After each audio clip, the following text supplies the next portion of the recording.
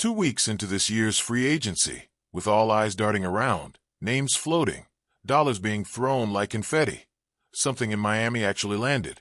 A real move. Not a maybe, not a depth guy. Not one of those, oh, we like his potential kind of deals. No, this one echoed a little louder. James Daniels. A 3-year commitment. 24 million reasons to be exactly what Miami thinks they need, and probably a few more reasons for him to prove he actually is. But let's not get ahead of ourselves. He's not being brought in just to wear aqua and smile for press photos. This isn't about just looking the part or checking boxes. James Daniels has been handed a role where failure won't go unnoticed. He knows it. The team knows it. And if he didn't before, the fan base will make sure he figures it out. He didn't arrive here by accident. He was watching this offense from afar. Long before his name was linked with his franchise, he had thoughts, opinions, curiosity. There was something about the way McDaniel had things rolling, or at least trying to roll, that made Daniels tilt his head and pay attention. The movement, the ideas, the attempt to be something other than static. Maybe that was part of it, or maybe it was simpler.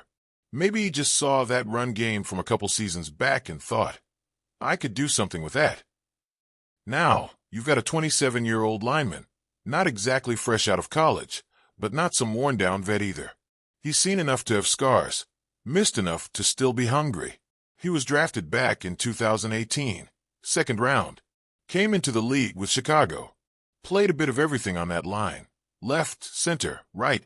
Because sometimes, when your line's in trouble, you just go where you're needed and figure it out later. That's exactly the kind of football schooling Iowa gave him.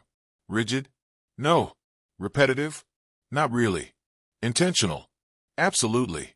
Reps at left, reps at right.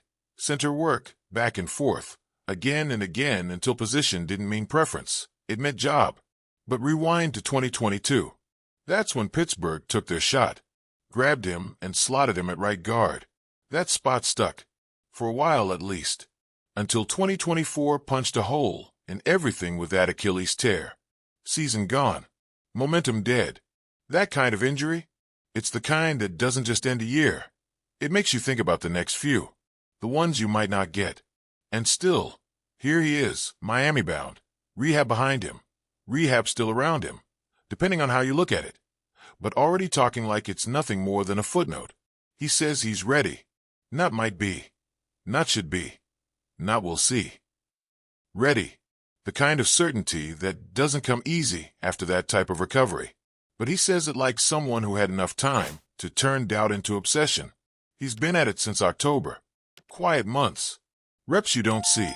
Hours where nobody's asking questions. That kind of grind either hardens you or breaks you in pieces. And Daniels doesn't seem broken.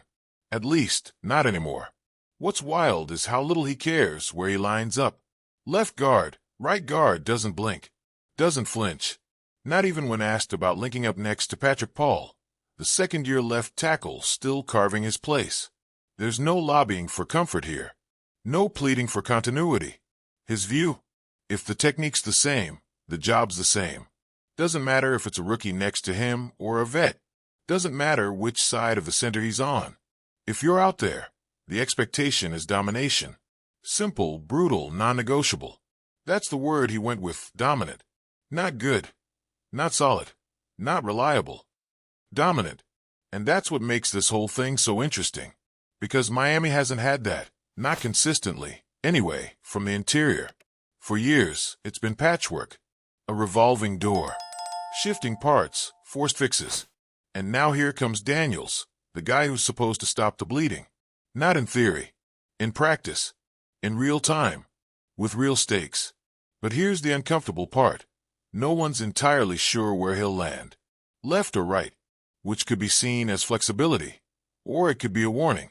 Maybe Miami still doesn't know what their best combination is. Maybe the line is still in flux. And maybe Daniels isn't walking into structure. Maybe he's walking into chaos. That's the thing about expectations. They don't care how clear the plan is. They just sit on your shoulders and wait. Still, you listen to Daniels talk, and it's hard not to wonder if he's exactly the kind of chaos-proof guy this offense needs. Not flashy. Not loud. but sturdy in a way that makes you believe, even for a second, that maybe this line can be something other than fragile. That maybe Tua won't have to bail every other snap.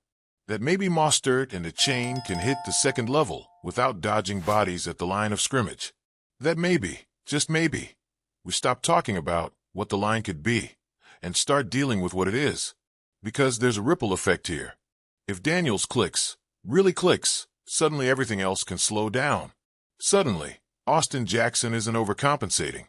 Suddenly, the middle isn't collapsing on 3rd and 2. Suddenly, the screen game has space. Suddenly, Tua's jersey stays clean. One move doesn't fix a line, but it can stabilize it. And right now, that would be a start. A real one.